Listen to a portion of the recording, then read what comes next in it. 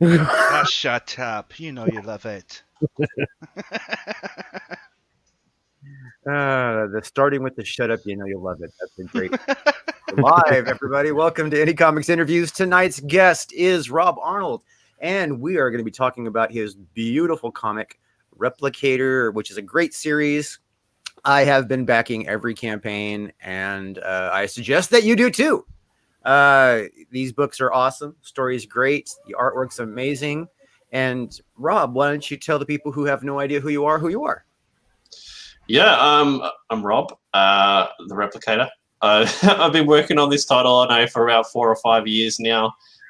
It's starting to get some really good traction. The artwork's fantastic. The story is interesting. What else can I tell you about it? It's fantastic. Well, I'm sure there's a lot you could tell us about it. I mean, those of us sitting here, we're familiar with your book, but the people who could be watching right now are completely clueless. So, what's the Replicator story about? What can we expect from Replicator in general, not just this book?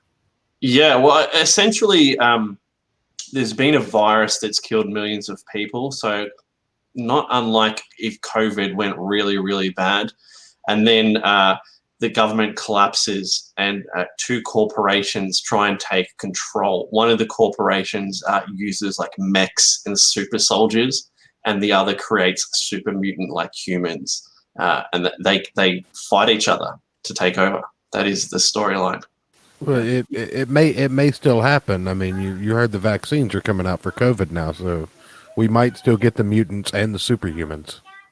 Yeah, I mean, the 2020 has been shit, so let's just keep going and see where it goes. Yeah, let's end on a high note, right? Like if we have to go through out early. If we have to go through all this, underwear. Superpowers, like, come on. Welcome, Joseph. Hail. So, everybody, if you are in the audience, please sound off. We'd love to see that you're here. I know that sometimes we ignore the chat, but we don't mean to. We just get enthralled in our guests and our Did you put a "We Are Live" tweet out, or is it just the? No, actually, I haven't done a "We Are Live" tweet. I keep forgetting to do that because I'm usually too busy doing the show. So, that's the one thing I have to put a sticky note on my. Well, I have to put a sticky note on the corner of my computer. It says, "Remind people you are live." Wait a minute. I'm just sitting here doing the show. Is that the one above or under? Remember, you are live. No. That's the one. Breathe in, breathe out. Breathe in, breathe out.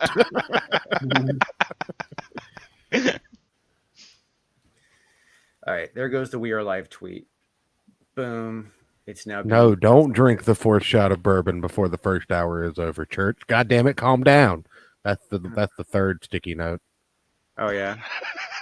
Oh, you know what? When it comes to shots, I have found a evil indulgence. Oh yeah. Butter shots. It is a butterscotch schnapps. Yeah, that is evil. Was that like 12% alcohol by volume? No, it's stronger than that. It's actually really strong. It really kind of like it's. I would compare it to like rum as far as potency. So okay. Anyway, back to Replicator. Drinking right now. What's that? No, I'm not drinking right now. Like I kind of wish I was. I was thinking about it when you brought up the bourbon. So I might go get my bottle. Hang on. Oh yeah, you should do that. Then you should tell us what you're drinking. Right. I would be drinking right now, but I gotta go shoot a video for Sparkle at 7. So. Well, I wanted to say I've actually found a new delicious bourbon that if you enjoy bourbon whiskey, you should definitely look into trying. I do love bourbon whiskey.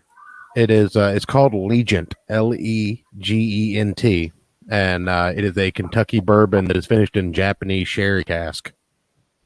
Interesting. That sounds. Oh man, it's like smooth and warm. Yeah, I was gonna say that sounds like it would be like a really like soft bite. Yeah. Oh yeah. It stings just a little bit. What are you pouring over there, Rob? It's called Agua. Have you heard of this before? Water. Oh no, is that What is that? wait. It's a Dutch liqueur. Okay. It's made from the cocoa leaf plant, which is the Whoa. same one they get cocaine from. Cocaine. And it's really nice. I enjoy it, and you Most kind people of like get cocaine. like a buzz drunk, not like a oh, I'm drunk kind of drunk. You know what I'm saying? Does it energize you at all? It does, yeah, it does. Yeah. I don't know if that's just placebo because I know it comes from the cocoa leaf plant, but I'll take it, whatever it is. Yeah, just so you know, cocaine comes from the cocoa leaf itself. So that's exactly where cocaine comes from. So you're basically getting it in its purest form, probably. So Excellent. Without the feet or the Yeah, gasoline. somehow I have a feeling that would be illegal in this country. You lucky bastard. Yeah, and if you have trouble traveling with after drinking that, say you just ate a bagel with poppy seeds. It works. Mm. I had one of my friends, dude, that had a poppy seed thing just before taking a flight, and they thought that he had coke on him. That's Yeah. What do you mean I can't carry 10 pounds of cornstarch in unsealed bags? Calm down, guys. Anyway, Well, back to the replicator. On that note, why don't we watch this this preview of the You mean the trailer? yeah, that's it. None of you are prepared. Why is it not working on our side? Prepared to do what it Okay. takes. Is it not working on your side? It's delayed. It's okay. Oh. You wanted a better world.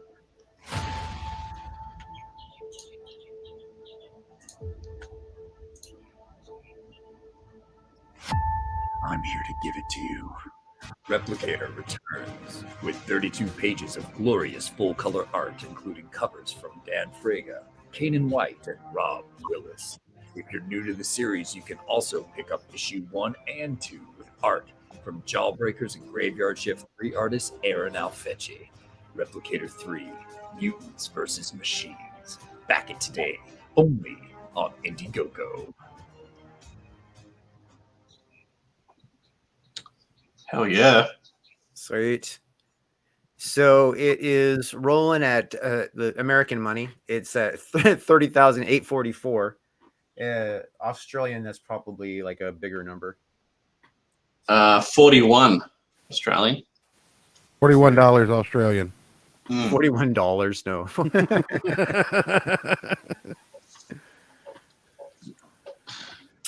Yeah, so everybody, welcome. You are sitting here. If you're just now joining us, we're talking with Rob Arnold of Replicator 3. He is on his last 8 hours of his campaign. That means midnight Pacific tonight. It shuts down, and that means there will be no more live campaign. And Correct. So if you want to get in on this campaign while it is active, you need to get in on it now, not tomorrow, not the next day. Get on it now. So if you don't take that as a hint, I don't know what's wrong with you.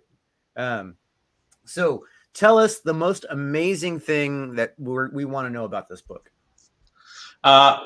We just got a cover in from Kyle Ritter, who's colored one of Rob Willis's pieces, and it is probably one of the best covers you're going to see in CG or anywhere. Honestly, it is. I showed it off live on stream yesterday with a whole bunch of comic guys, and they're all blown away. I had like 6 or 7 requests to make it a poster straight away, and it is beautiful.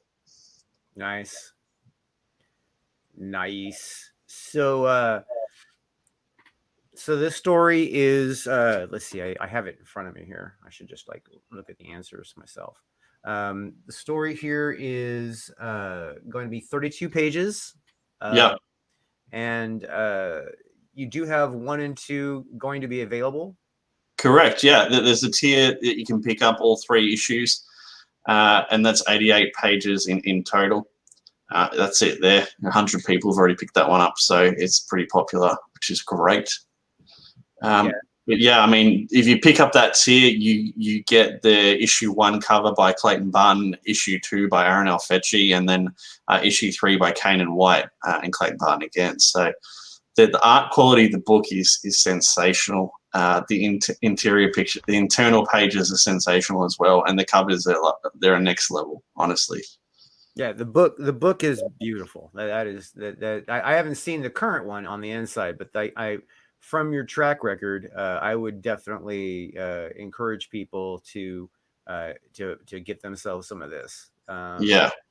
I mean, it's not like Rob is new on the scene. He's been doing this now for well over a year. He's got this is his 3rd issue of the series, which doing good. You see, it's got 30K here. It's doing good. You can rely on the delivery. Before he said June 2021 in there, but he said probably maybe even earlier. So, and that it'll I got his packages. They come super well wrapped. He's got these little like stamps on them, the little seal that you got to break to get to him. It's awesome. He does a great job on the delivery and packaging, and you can definitely count on it with him. So there's no question here if you're going to be backing this. We were actually using a better mailer too this time. It's like double the weight of the previous one, so double the thickness. It's more like a Gemini mailer, which is good because that's the kind of standard that everyone should really be using if they can. Yeah, Gemini mailers only have one flaw for me, and that is sending overseas. I have to, put them in special extra large envelopes to cut down the cost. And, it's just been easier to stick with an envelope style versus Gemini mailers. I wish Gemini mailers were, a little bit more friendly for that.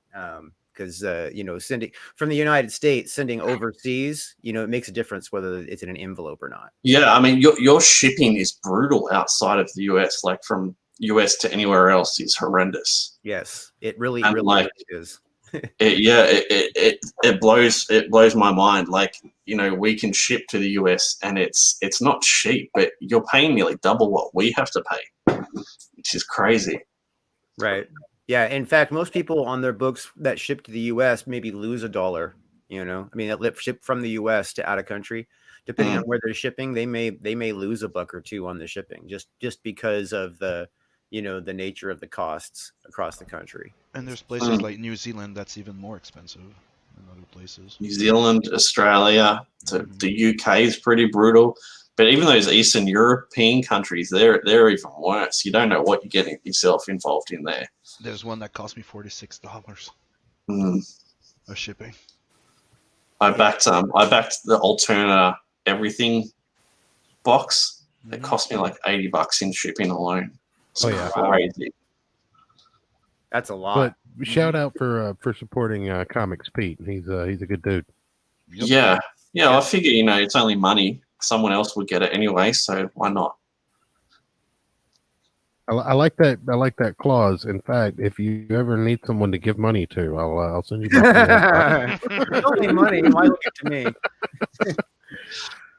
What are you going to give me for it, though? That's the trade-off. Well, I mean, I can send you some of my beard. Maybe.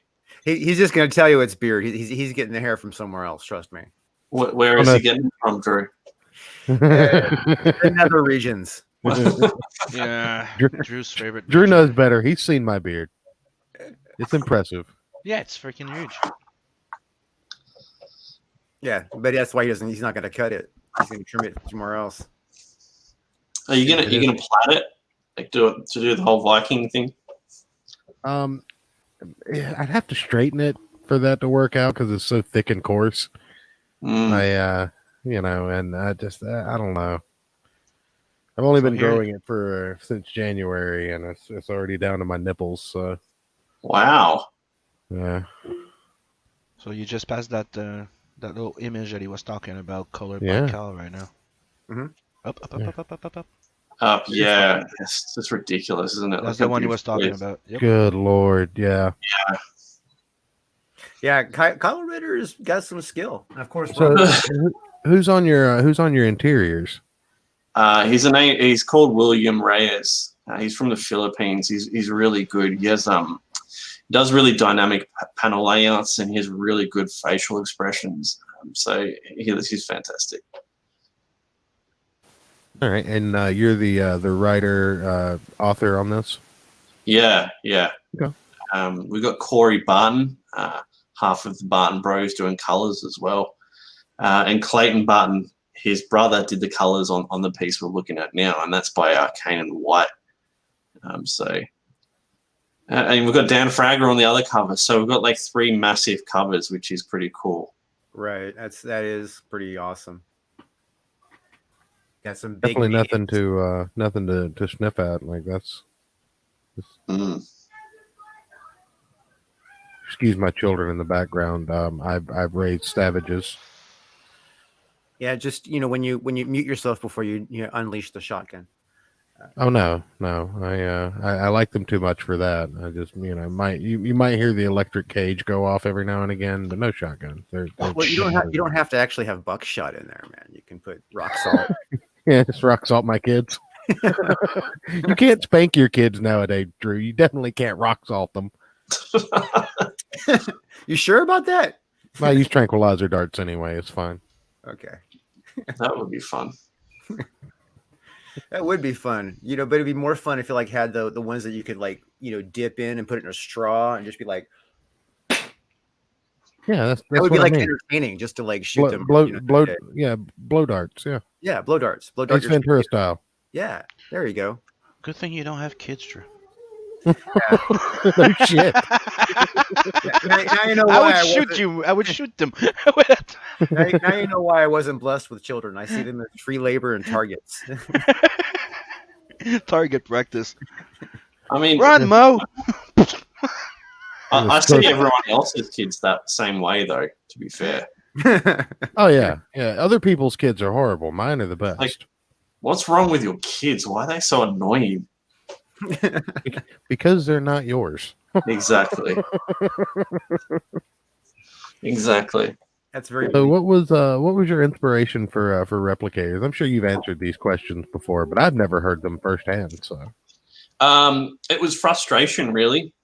Some people create stuff out of love of what they like seeing. I created this out of stuff I hated to see. People talking around a water cooler. Superheroes that do the one thing that is going to get them in trouble, like the all-powerful Superman walks up to the one villain who happens to have kryptonite around his neck, and it's just like, dude, you could have murked him from like 50 meters away and everything would have been cool. All those sorts of bullshit, unbelievable cliche storylines they get themselves into to create drama, all that crap is just I couldn't stand it. So I wanted the perfect guest for your show, Church. No What's joke. that? I said the perfect guest for Church's show. That's right. That's right. What was your inspiration? Fucking spite, mate. Yeah, it's true though. Like it just like I want comic books to have sick action, wicked powers, wicked fight scenes, all the stuff that you wanted to have, and you had and loved when you were growing up as a kid. All those. Yeah, when you were reading Claremont's X-Men and you got done with the comic book and you put it down and you were like, what did I just read? And now you're reading comic books and you're like, what the fuck did I just read? Even though you're saying the same words, it just feels so different. You're not saying the same thing. You're just using the same words. I wanted to have people that weren't good or evil, that just did things that they thought needed to be done. And it's up to you guys to decide who the evil people are, Okay. And I wanted to have a main character as well that, his wife gets kidnapped and he goes down this path of, he will do anything to get her back. And how far is too far? Like, if someone kidnapped your wife, like you'd kill someone to get them back. But like, how many people? Exactly, right? How many people is too many? You know, is there a limit? Are you just No. going to keep killing him till you get your wife back? Yeah, pretty much. Yeah, pretty much. Just kill them all. Kill them. Yeah, kill them all. That's it. Like God sort them out. That's it. That's it. So, But what if they had nothing to do with kidnapping your wife? If they're in the way, they're collateral damage. That's why God couldn't sort them out. Like, it's not my problem. And that's it. Like you want to root for this guy. You know, you want him to get reunited with his wife, but like he kills this person, he kills that person. Mm-hmm. As a reader, how far like can you stay on board with this guy as he just destroys everything and everyone? So that's what I want. That's what I want to see. You know, I want to see what happens. You want to see how long it goes until people get fed up with this series and just can't bear it anymore. That's what I actually got kind of accustomed to that, not necessarily style of writing, but that kind of character where you're not supposed to like them, but you understand. And you know, Mark Waid is the big no word in the CG community, but I always kind of gravitate back to Irredeemable. You know, the first introduction that I ever had of the Superman just snapping. And the guy takes 10 seconds off planet to clear his head and everything goes to shit around him and he just breaks. And you can't like the guy because he's a bad guy. But I understand. Mm-hmm. Yeah, well, I mean, the main character in this you're gonna like to start with. I mean, will you like him towards the end? I don't know, but it's going to be fun to see. I'm still taken aback by that first answer. What was your inspiration? Fucking spite. Yeah. Sorry if I'm not like talking enough. I'm actually trying to tell people that there's a book right now to be checked out, so that we get more people. Yeah, no worries. But yeah, I mean, like you've obviously been fairly successful. You've got some huge names attached to this project, which is amazing.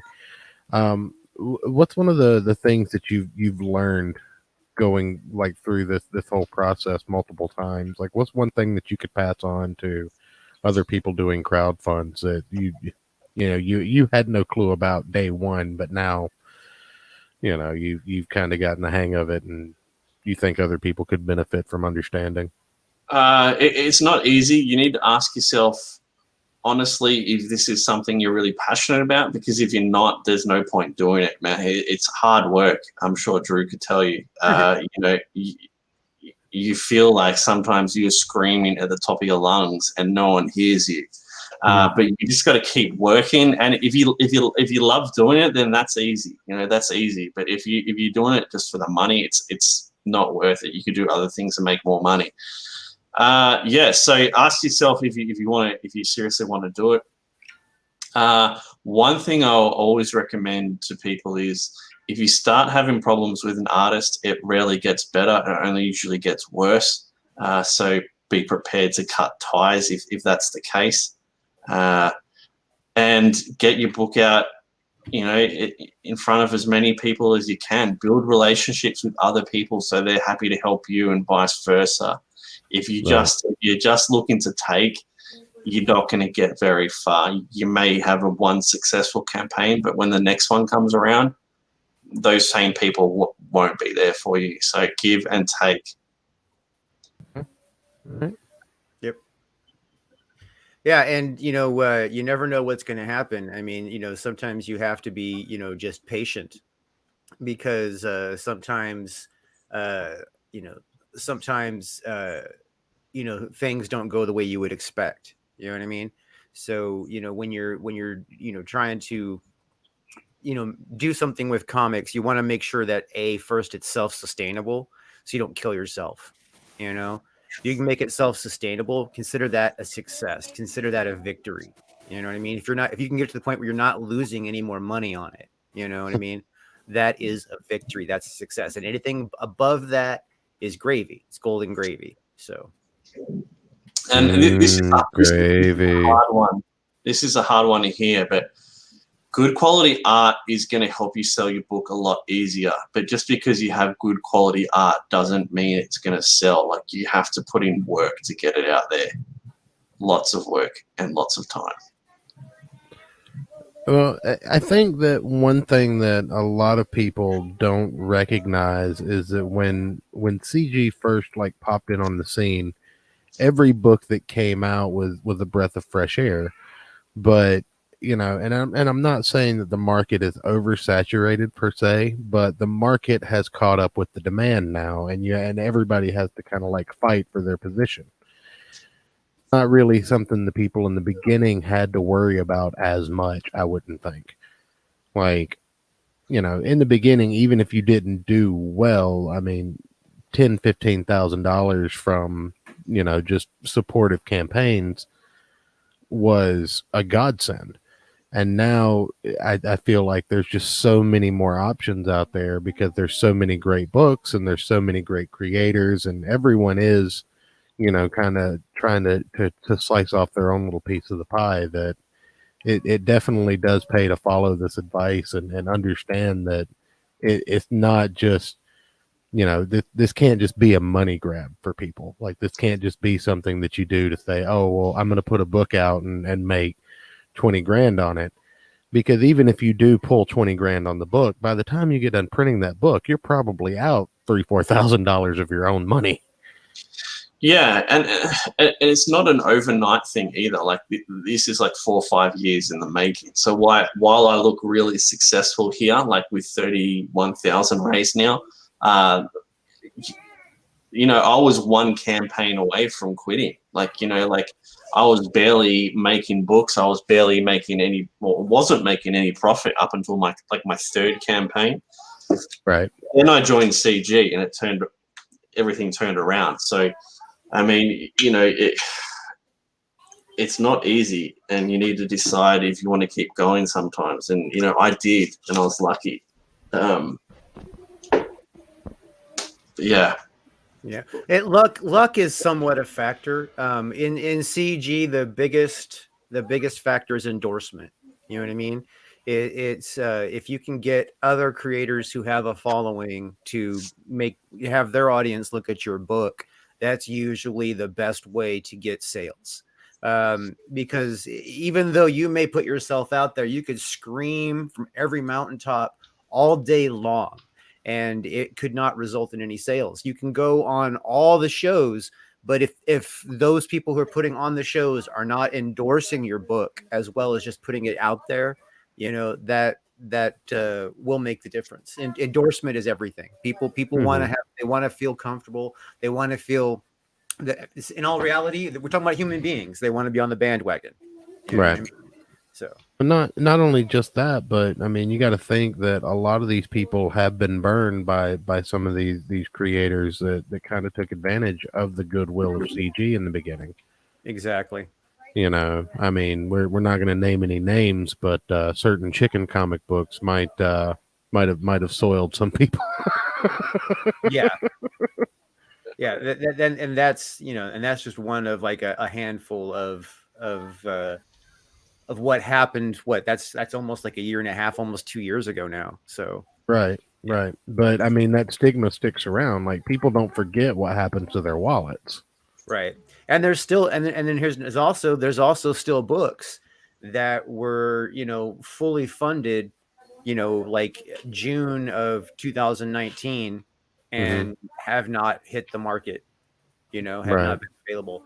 So there's still books out there that are, still not, it makes people, some people, depends on the situation, but it's not always the same from artist to artist. I mean, there are some books that are done and almost out in that time period, and there's some that aren't, and they have no idea when it's going to be finished.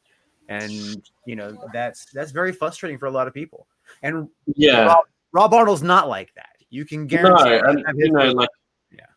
I say luck, but it's more hard work and a little bit of luck.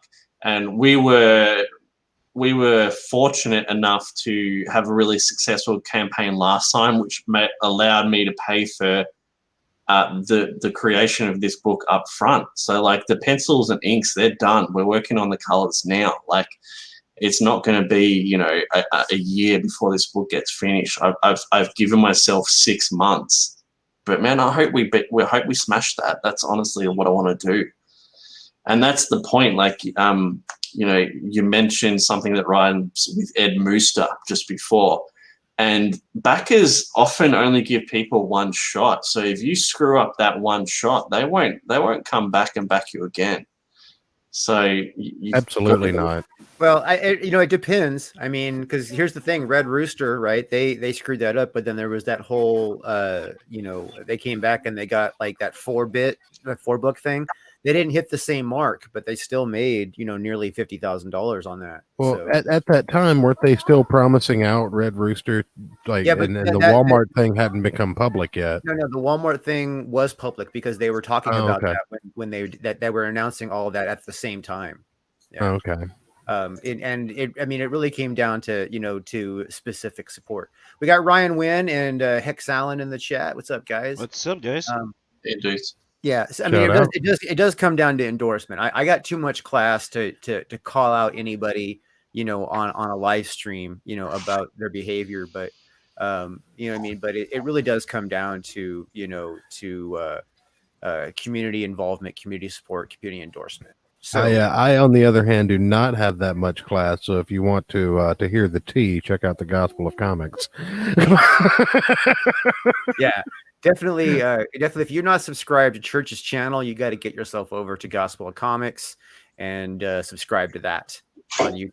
Yeah, it is a trash fire every time, and it's worth watching. That's right. Oh man, no, I appreciate the shout out. Speaking of trash fires, let's throw in some trash fire entertainment in the middle here. Okay.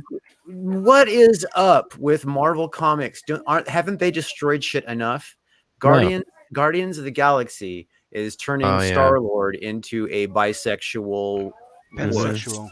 Not just a bisexual wuss. No, I was going to say pansexual, meaning Pansexual. everything. Yeah. He's Lando Calrissian now.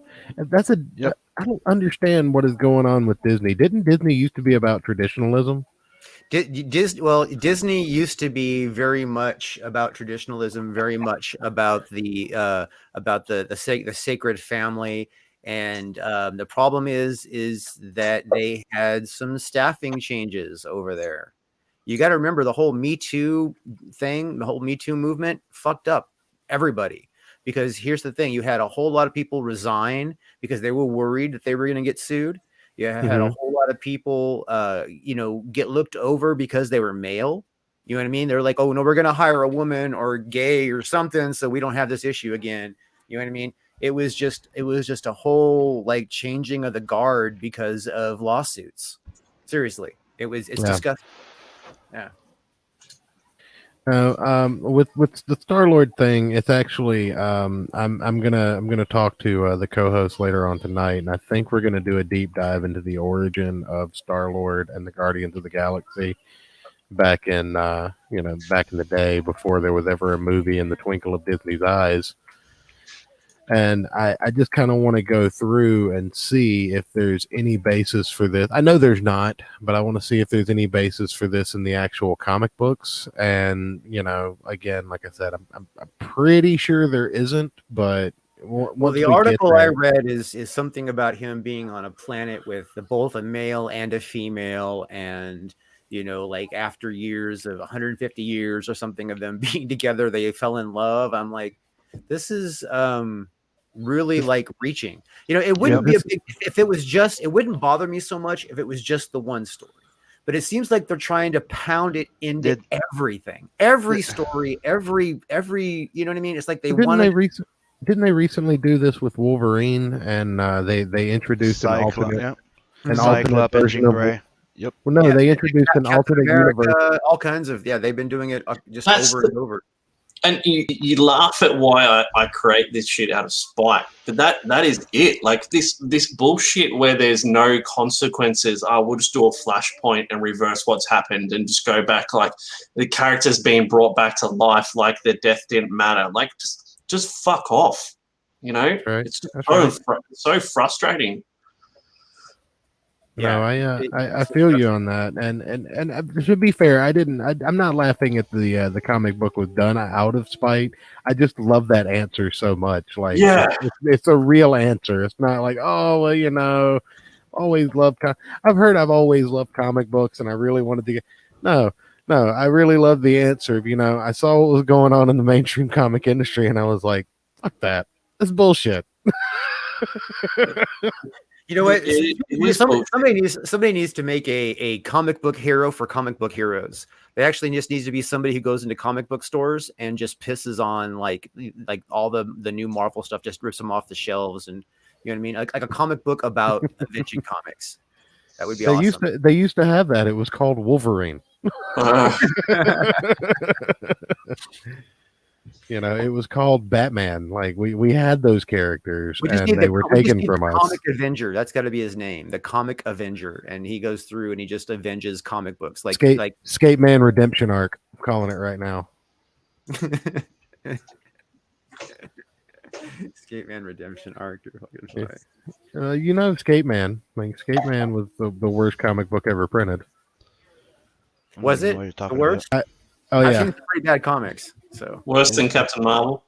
Well, I mean, there are some Captain Marvel. There are some Captain Marvel comics that were good before Modern Marvel. See, this is objectively, it's like Troll 2 bad though. Like it's cult classic bad. It's not like just complete and utter dog shit bad.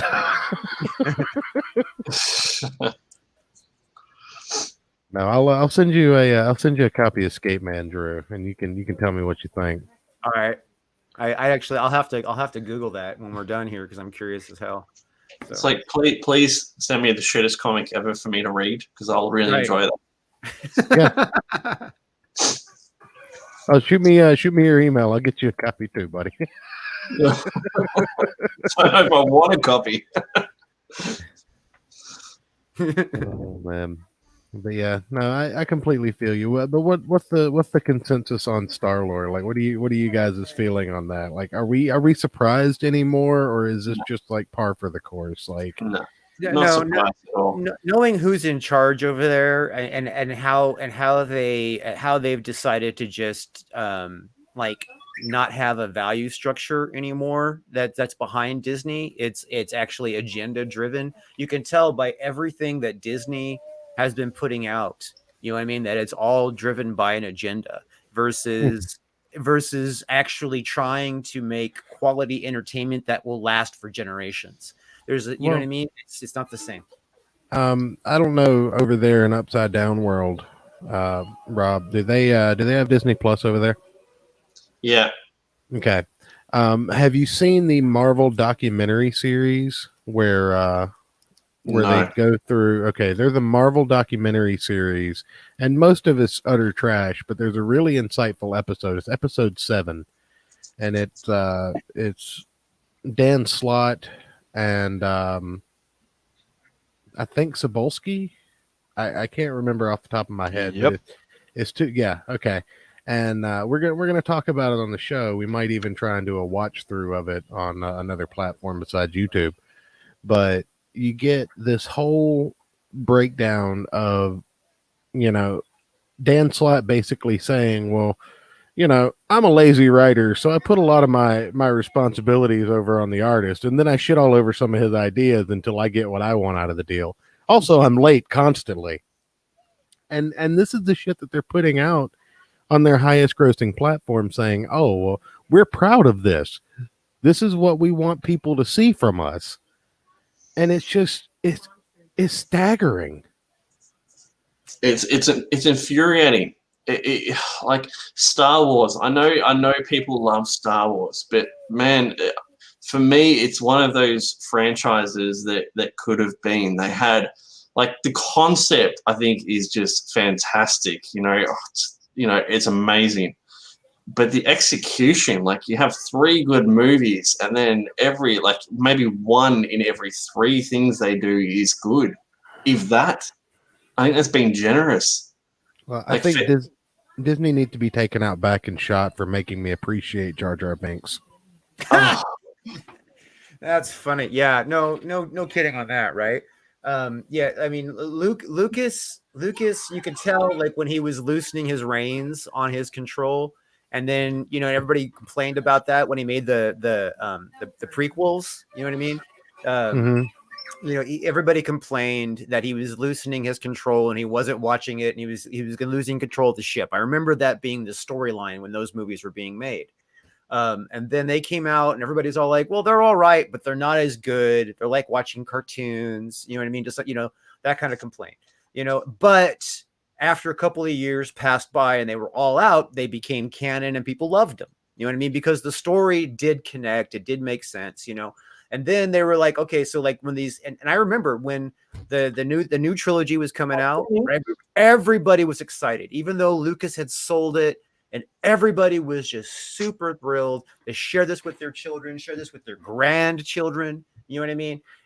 And Right. they come out and they just bend us over and rape us without Vaz. You know what I mean? And it was horrible. Do you know But what really? before we Sorry, go too far, before we digress too far, we have a limited time here because Rob has to go to another live stream. Mhm. I do want to run through his tiers real fast, and so we can sell some books because that's what we're trying to do here. So Just quickly though, do you know what really irks me? That they always seem to have to tie whatever they do in Star Wars back to the original trilogy. Like there are heaps of interesting stories that they could use that don't happen in that time frame. Please use one. Like, but then I say that, but then if they did it, they would ruin it anyway. So I don't know. I don't know what the answer is. Well, they went on a tirade to make everything that was third party fan fiction basically canon, and then shit all over it and deleted it from the universe just so they could have full control over what was and wasn't canon. well, I would say that they're actually following the Disney business model, which is find something that already worked and try to exploit it. That's all they've ever done. Disney, the only thing they've ever done that was original was when Walt Disney was running Disney, and occasionally his stuff was original. You know what I mean? Everything else was already out there. I mean, Mary Poppins was already out there. The Lady and the Tramp was already a story that was out there that they bought. Cinderella, Sleeping Beauty, Mermaid. Everything. They just found something that was successful and they revamped it and put it there. There's actually a name for that model, and it was popularized by Microsoft in their antitrust lawsuit. It's embrace, expand, extinguish. Well, that sounds like that sounds like an eventual failure, like unsustainable, which is bad. But Disney has made a fortune exploiting the children's love of these characters that they create, and that's and they understand. Again, this is something we have to realize as adults. Disney doesn't care about us as consumers. They don't think about us. We are not on their radar. We are the money, the little people, the small humans. Those are the ones they want, and so they will do anything they can to make sure that those are the primary sales. And right now, in this current modern time, the majority of mothers want their children kept innocent, but they also want to make sure that their children are grown up a certain way. So really, like when they go through and they test market stuff, they usually are caring what mothers think. So those of us who are hardcore fans, who are men, are pretty much not even in the equation at all, other than our wallets. So, which is sad. It's very sad, but it's the sad truth about Disney, and it really has been that way for a very long time. So, it's bullshit. Anyway, so what's not bullshit is this book right here, Replicator 3. And we go through these perks real fast. You got the Kyle Ritter or Rob Willis cover for 21 Australian, which is only $16 US right now. Mm-hmm. So if you guys are thinking a good priced book, $16 right there, you know what I mean? And then like it's probably like what, like 10, like 15 shipping because it's Australia. So yeah, something like that. Yeah. And then so you got the same thing here price wise here for the Kanan White cover. Same thing price wise here for the Rob Willis cover. And then, of course, the same thing right here for the Dan Friga cover, which is just really a big question mark. You know what I mean? Dan's just going to sit there and draw a big question mark for you, and that's going to be your cover. But it's going to be an original Dan Friga cover. So it's going to be $100,000 sales. Yeah. And then so Replicator, all 3 covers for 47 US. It's under $50. So you guys can get that for under $50. Get all 3 books. And then same thing here for all 3 issues of Replicator. If you need to get caught up, under $50, it's a great deal. And then here's everything, which which basically everything we just talked about, and that's for 89 slides, less than $100, less than $90. It's a great deal. And then we have original Replicator pages here.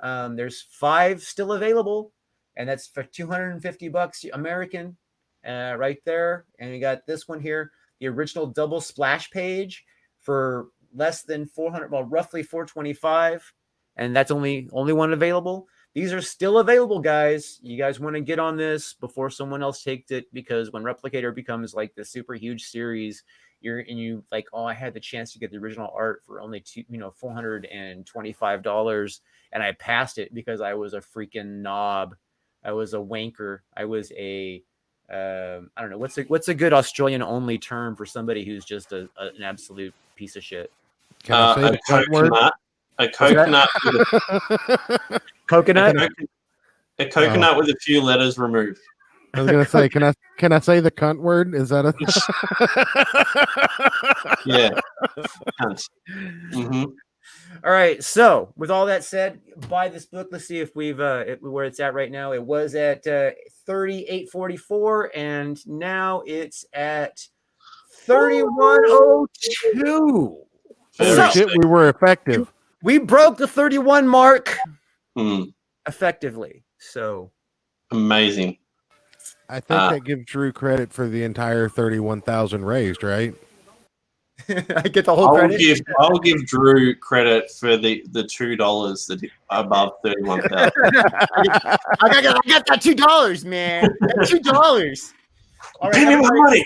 Thank you for coming and watching an episode of Indie Comics Interviews. We're so glad to have Rob on here. Rob is a great member of the community. He does his own show. Make sure you go check out his channel. What is it? Just Rob Arnold on YouTube? What is it? Replicator Comic on YouTube. Comic on YouTube. Go there and subscribe to his channel. He puts on a great show, and he supports a lot of creators like those of us here on this panel.